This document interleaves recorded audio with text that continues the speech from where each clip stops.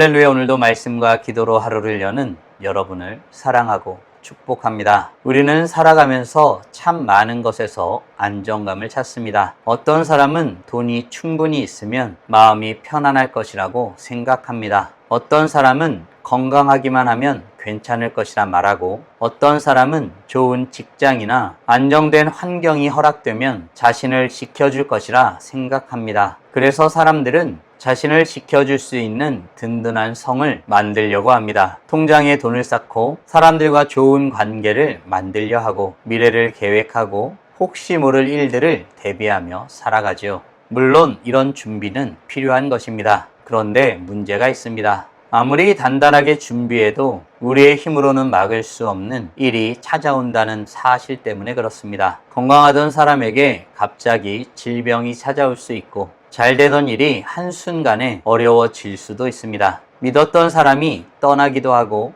예상하지 못했던 일로 삶 전체가 흔들리기도 합니다. 그럴 때 우리는 그러면 도대체 우리가 무엇을 믿고 살아야 하지? 라고 생각하게 됩니다. 오늘 본문은 이와 같은 내용을 다루고 있습니다. 함께 묵상 하나님 말씀은 이사야 26장 1절부터 27장 1절까지입니다. 말씀 듣고 묵상 나눔하겠습니다. 그날의 유다 땅에서 이 노래를 부르리라. 우리에게 견고한 성읍이 있으며 여호와께서 구원을 성벽과 외벽으로 삼으시리로다.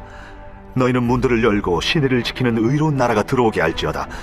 주께서 심지가 견고한 자를 평강하고 평강하도록 지키시리니 이는 그가 주를 신뢰함이니이다. 너희는 여호와를 영원히 신뢰하라. 주 여호와는 영원한 반석이시미로다. 높은 데에 거주하는 자를 낮추시며 솟은 성을 헐어 땅에 엎으시되 진토에 미치게 하셨도다. 발이 그것을 밟으리니 곧 빈궁한 자의 발과 곰핍한 자의 걸음이리로다. 의인의 길은 정직하며 정직하신 주께서 의인의 첩경을 평탄하게 하시도다.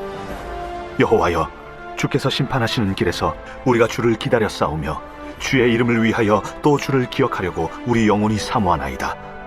밤에 내 영혼이 주를 사모하여 싸운즉 내 중심이 주를 간절히 구하오리니 이는 주께서 땅에서 심판하시는 때에 세계의 거민이 의를 배움이니이다. 악인은 은총을 입을지라도 의를 배우지 아니하며 정직한 자의 땅에서 불의를 행하고 여호와의 위엄을 돌아보지 아니하는도다. 여호와여, 주의 손이 높이 들릴지라도 그들이 보지 아니하오나 백성을 위하시는 주의 열성을 보면 부끄러워할 것이라. 불이 주의 대적들을 사르리이다. 여호와여, 주께서 우리를 위하여 평강을 베푸시오리니 주께서 우리의 모든 일도 우리를 위하여 이루심이니이다. 여호와 우리 하나님이시여, 주 외에 다른 주들이 우리를 관할하여 싸우나 우리는 주만 의지하고 주의 이름을 부르리이다.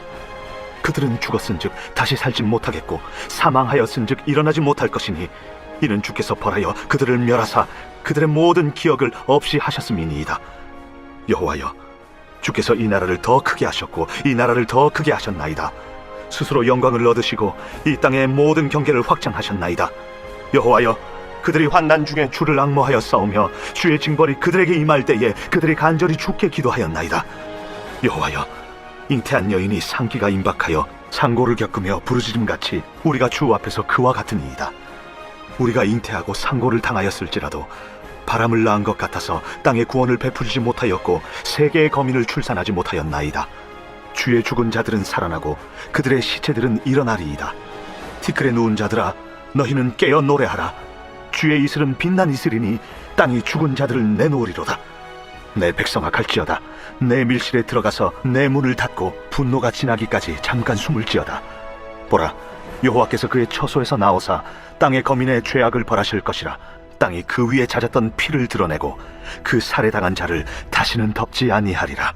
이사야 24장부터 27장은 온 세상을 향한 하나님의 심판 선언과 구원을 보여주시는 장면입니다. 앞선 말씀에서 이사야는 인간이 자랑하던 세상이 하나님의 심판 앞에서 무너지는 모습을 보여주었습니다. 그런데 심판 이야기로 끝나지 않습니다. 25장에서는 하나님께서 자기 백성을 위해 잔치를 베푸시고, 오늘 26장에서는 구원받은 하나님의 백성이 부르는 노래가 이어집니다. 세상의 성은 무너지지만 하나님께서 세우신 성은 무너지지 않습니다. 개혁주의 신앙은 우리의 구원이 인간의 능력이나 공로에 달려있지 않고 하나님의 주권적인 은혜에 달려있음을 말하고 있죠. 마찬가지로 성도의 궁극적인 안전도 자신의 강함 여부에 달려있지 않습니다. 나를 붙드시는 하나님이 얼마나 신실하신 분이신가에 달려있는 것이죠. 여호와 하나님이 행하시는 그날 유다 땅에서 무슨 일이 일어난다고 말하고 있을까요? 1절입니다.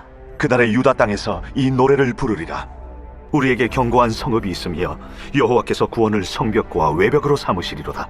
유다 땅에서 자신들에게 견고한 성읍이 있다는 노래가 불려질 거라 말하고 있습니다. 참 재미있는 표현입니다. 그 성을 지키고 있는 성벽이 하나님의 구원이라 노래한 것입니다. 당시 사람들에게 성벽은 매우 중요했죠. 성벽이 높고 튼튼해야 적의 공격에서 살아남을 수 있었기 때문입니다. 그래서 튼튼한 성벽은 곧 안전을 의미했습니다. 그런데 하나님은 말씀하십니다. 너희를 지키는 진짜 성벽은 돌로 만든 성벽이 아니라는 것입니다. 여호와께서 구원을 성벽과 외벽으로 삼아주시겠다고 말하고 있는 것입니다. 하나님께서 구원하시는 것이 가장 안전한 성벽이라는 것입니다. 이것은 앞선 말씀과도 연결되지요. 세상 사람들이 자랑하던 높은 성읍은 하나님 앞에서 무너졌습니다. 인간이 아무리 높아져도 하나님께서 낮추시면 낮아질 뿐입니다. 그러나 하나님께서 구원하시는 백성은 다릅니다. 사랑하는 성도 여러분, 우리는 무엇으로 나의 성벽을 삼고 있나요? 돈인가요? 직장인가요? 건강인가요? 자녀인가요?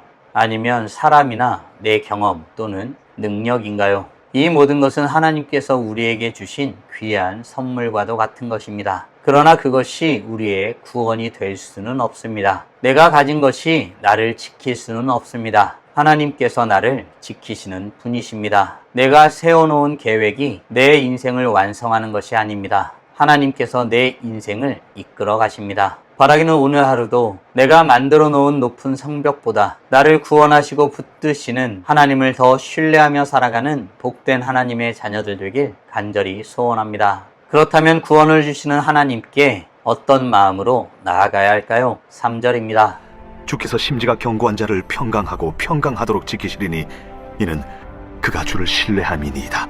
주께서는 심지가 견고한 자를 평강하고 평강하도록 지키시겠다라고 말씀하고 있습니다. 곧 주님을 견고하게 신뢰하는 자를 주님께서 지키신다는 뜻입니다. 여기서 평강이라는 것은 아무런 문제가 없는 상태를 말하지 않습니다. 믿는 사람에게도 어려움이 찾아오죠. 믿는 사람도 병들 수 있고 실패할 수 있고 관계가 어려워질 수도 있습니다. 앞날을 알 수 없어 답답하기도 하죠. 그러나 그 문제 속에서도 하나님을 바라보기 때문에 무너지지 않는 것을 평강이라 말합니다. 왜일까요? 하나님께서 영원한 반석이 되시기 때문입니다. 세상에는 영원한 것은 없습니다. 어제는 자신 있었는데 오늘은 두려울 수 있고 아침에는 감사했는데 저녁에는 낙심할 수 있습니다. 하지만 하나님은 변하지 않습니다. 그래서 우리의 믿음은 변하지 않는 하나님께 뿌리 내려야 합니다. 사랑하는 성도 여러분, 나는 어려운 일을 만났을 때 가장 먼저 무엇을 하고 있나요? 믿음은 미래를 다 아는 것이 아닙니다. 미래를 아는 하나님을 신뢰하는 것이죠. 하나님께서 모든 상황을 내가 원하는 대로 다 만들어 주시기 때문에 평안한 것이 아닙니다.